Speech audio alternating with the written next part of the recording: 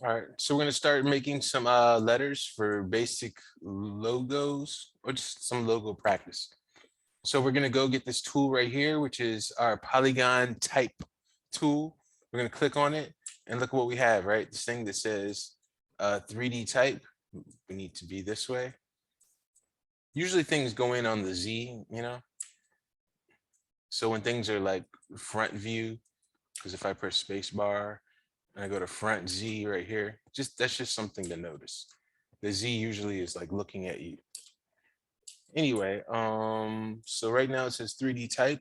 If we go here to type, we can change what it says. So I don't know, let's make it say something cool. Like let's do this. All right, okay. Yeah. So right now we can change what it says right here. Right. Um we can change the uppercase, the lowercase, if it's regular, if it's light, if it's bold. Oh no, no italic. Thought I was gonna be able to see some italic. Why not? Let me see something. So I guess sometimes the options here don't necessarily correspond to the right font. Sometimes it does. I just don't see it there. I want to see something with italic. Okay, that is italic on it, but and I don't know what this Greek and wait, is this unless this is just language? Okay, it is language. All right, so let me go over here to any. Actually, I'm not sure what the default is. In other programs, you can just right click and find the default. I'm not sure what this one was or said. We'll just leave it like this, right? So yeah, we can change our font right here.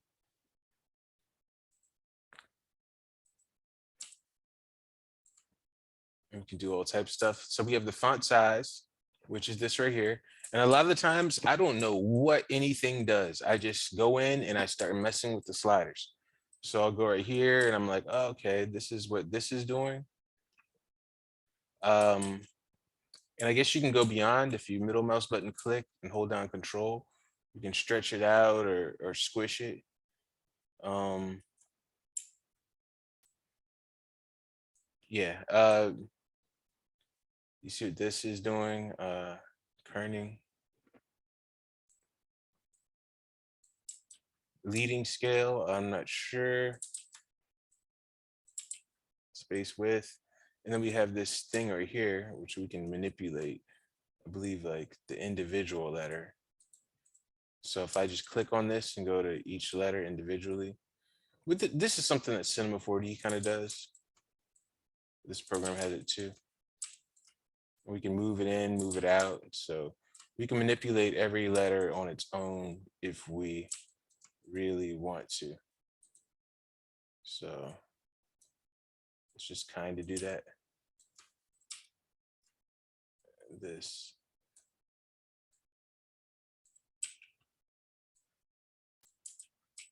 Oh, I kind of wanted to just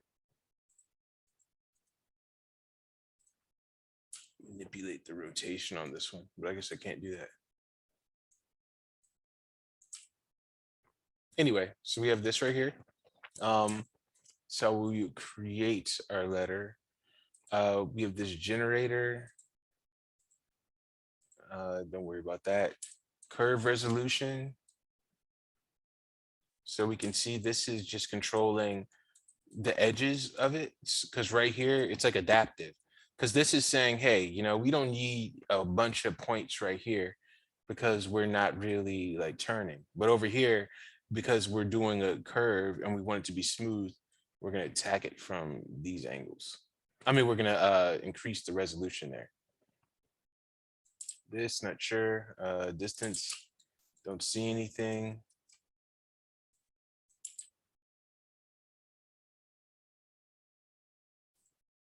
Now this is the extrusion.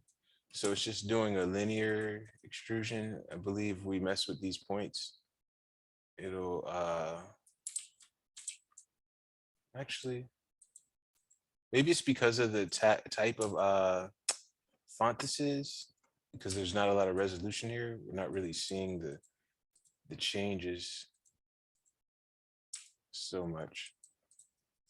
But these profiles on different fonts, they'll change the way the depth is going on this. And yeah, like I said, I think it's just the font. But I'll try it again with a different font. This is the extrusion distance, extrusion offset. Yeah, so now we're seeing it, right? Because this is this right here. So if I take this and I move these points, I'm getting this. I do this in so many different packages, I kind of forget what some do sometimes. Look at that, it's kind of like a wave.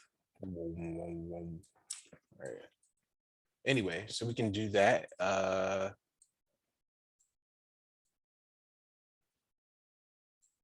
Yeah.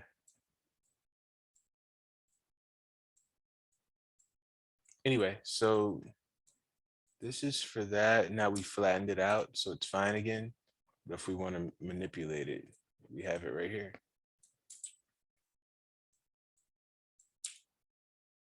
Okay, pretty cool. Then we can enable a bevel to make it rounder. Bevel distance. So we're seeing what this is doing. Just kind of puffing it out for us. Which looks pretty cool. And then we have these profiles right here, so we can make it. So if I look right here, see this one looks pretty cool. So we can just get some nice looks out of this edge bevel. So kind of like that. And depending on how your letter is built, this will look bad or good. See, that kind of intersects a little bit, but depending on how we're going to be setting this up, like if we're doing something like this, where the camera's here, it doesn't matter. So, but it's always good to have good geometry. But then again, when we get into areas like this, that's not good. So we might have to figure out a way around that, if there is a way around it. And see, that's wrong. So we might have to go back and keep it something like this. Or we might have to just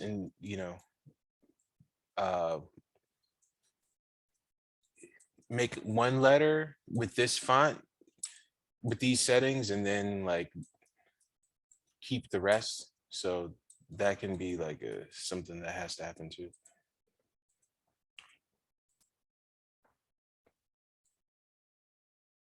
Wait, so why is the B, like, what is the problem? Well, the rest of these letters, like this S, right? When I did that extrusion, no, it's a little bit too far. So when it's like this is good. Let me try to zoom into here. This is fine, right? The geometry's clean. It might be going in a little bit. That's the only thing with these letters. Like you can do something where the geometry will like pinch itself and it'll go inside. So like this right here is nice, right? Because Mhm. these lines are going over and they're flowing along smoothly and everything's okay. But if I increase them too much, even that's kind of like okay, but it's when the geometry kind of goes inside of each other or it gets warped too much where it starts to give areas like this a lot of overlapping and pinching, and that's what's bad. Yeah. So it's fine on this S because of the way it's built, and especially on like letters like this T and this A because they're simple, right? So me scaling this in or out, it's like they still look fine. The E is cool, but the B is fine in most places, but these areas right here. So it's like you just kind of have to be careful for stuff like that. So this you might have to change it or Yeah, actually, I make letters in Cinema 4D and then I do other things with them. I mean, so this right here, it'll work for certain fonts. It's basically dependent on the font and the style of letter. So this can get wild or it can be perfect. Like I said, it's fine for the E and the A and the T, and for the most part the S, because we don't have any like pinching or any craziness. So yeah, like I said, it's just could be the font too. All right, thank you. You're welcome. All right, yeah, but that's, yeah, like I said, could just be this font. The rest of this stuff, yeah, don't really worry about it. So it's mainly everything is in this area. Of course, we can change this font, but then everything else updates too. So all the settings that we used for this font are here as well. So I don't know if that's supposed to be like that. Maybe it is, maybe it's not. That's a crazy looking letter style. Yeah, and some things might take some additional cleanup as well. I'd have to see what this font looks like initially, because I'm not sure if it shows up like that. Sometimes the fonts can just not jive right with the program as well.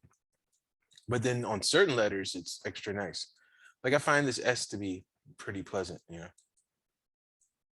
Something's going on there, but like I said, this inherited the settings of the other one, so we could be getting ourselves into something here. Anyway, so let's go back because I like those other letters before I got too crazy. Yeah.